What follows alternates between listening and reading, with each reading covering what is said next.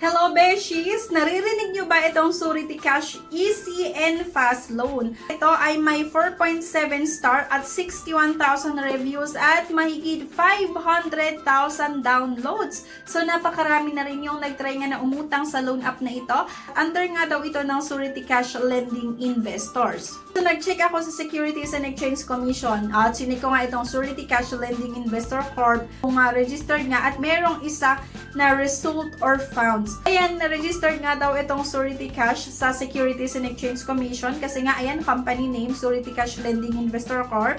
May SEC number, may date registration 7/18/2019, status registered, at yung address nakalagay din, maging yung secondary license details, type of secondary license lending, and then license number, meron din.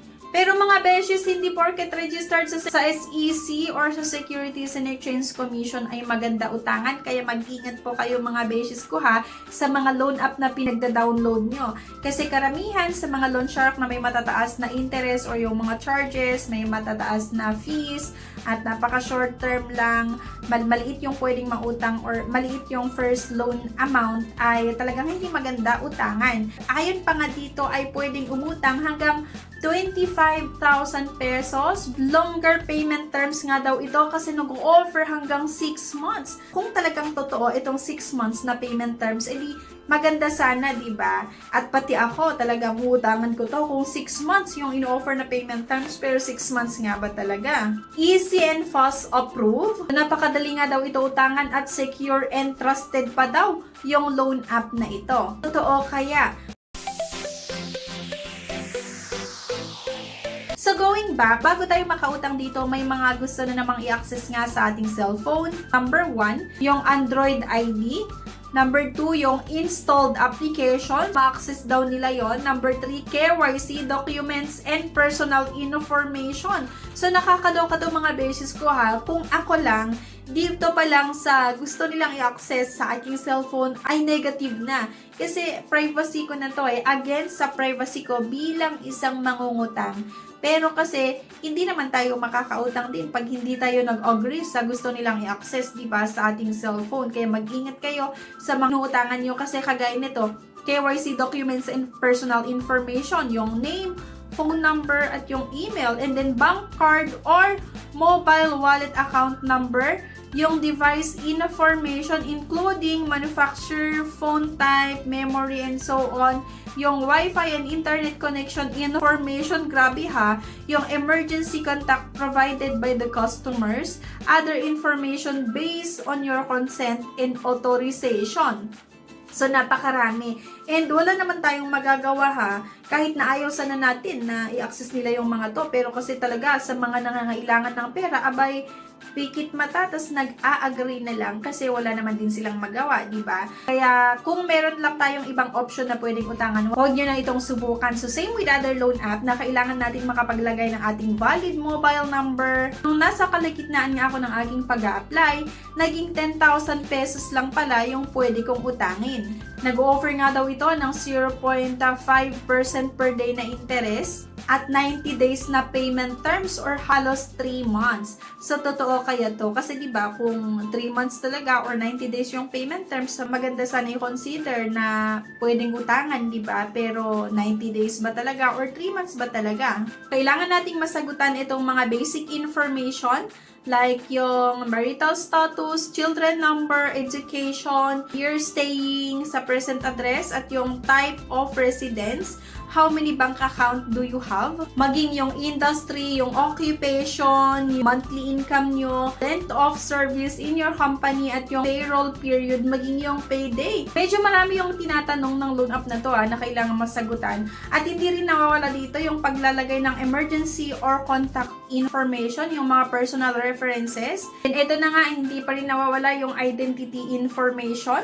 Kailangan makapag-upload ng isang valid government ID at syempre kailangan nating mag-undergo ng facial verification. Tatapat lang yung cellphone sa mukha, then i-follow lang natin yung instruction. Ito nga daw yung mga ID na tinatanggap, yung UMI, driver's license, yung SSS, Teen Passport, PhilHealth, PhilSys ID, at yung PRC ID. Siyempre, hindi rin nawawala yung paglalagay ng e-wallets kung saan yung gustong matanggap yung loan proceeds. Ang lagay ng loan app na ito ay pwede daw akong umutang ng 500 to 10,000 pesos at merong long terms na 150 days or pero totoo kaya to, di ba? So kung sakali ang utangin ko ay 500, ang repayment ko daw ay 544, pero kapag 10,000 naman yung gusto kong utangin, ang magiging repayment ay 10,890. So nakalagay dito yung withdrawals account, at by processing the submit, you agree to the attached loan agreement. When the loan is approved, we will disburse immediately. So mag-ingat kayo mga beses dito ha, kasi may nakalagay dito na loan agreement at nagsasaad na pumapayag kayo na kapag naaprubahan nga yung loan application ay i-disburse nila agad-agad daw yung pera, di ba? So parang hindi tayo binigyan ng second option para pag-isipan kung utangan pa ba or kung kukunin ba yung pera, kasi i-disburse nga daw nila immediately. Congratulations, nasubmit nga daw yung loan application ko at pinapadirect nila ako sa kanilang app para maglagay daw ako ng reviews or star. In-exit ko na yung part na yon, yung magre-review, kasi syempre anong ilalagay ko doon? Dapat nakalang tayo maglagay ng reviews kapag na-aprubahan or declined ang ating loan application para may malagay tayo dito, hindi yung pinaprocess pa lang yung loan application tapos ida-direct ka agad para makapaglagay ng reviews, diba? So, processing nga daw yung loan application ko. At habang inaantay ko nga yung pag-process nitong Surety Cash sa aking loan application, syempre nag-check pa rin ako ng mga reviews at nakakaloka sana hindi ma-aprobahan yung loan application ko, kasi sabi ng isa, if I can rate 0, I would. First of all, I only registered but did not approve the loan to go through. They offered 1,500 but when I checked the list, only 900 will be disbursed to you and the rest are all fees. I deleted the app and the next day when I woke up, I saw money transferred to my e-wallets. The money which I did not approve was automatically disbursed to my account.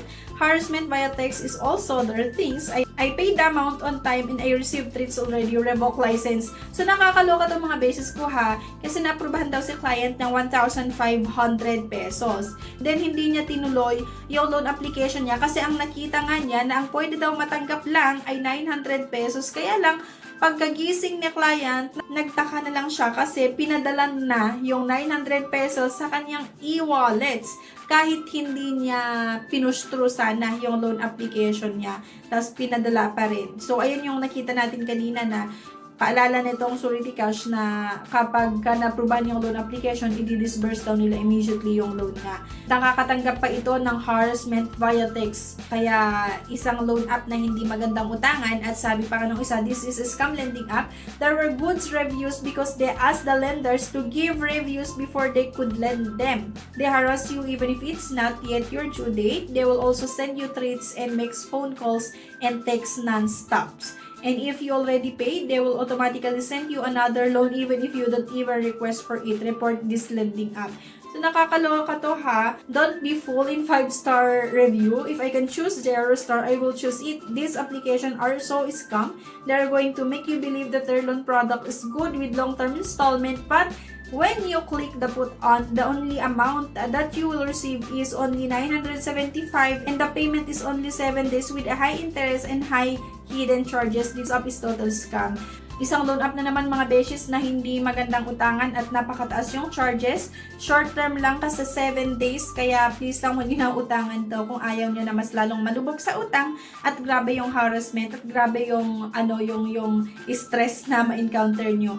Baka instead na yung stress mo ngayon nasa 10% lang, biglang tataas ng 100% yung stress mo kapag umutang ka sa ganitong loan app na matataas yung charges, napaka-short term pa. Pagka-check ko ng app, decline daw yung loan application ko dito. Failed.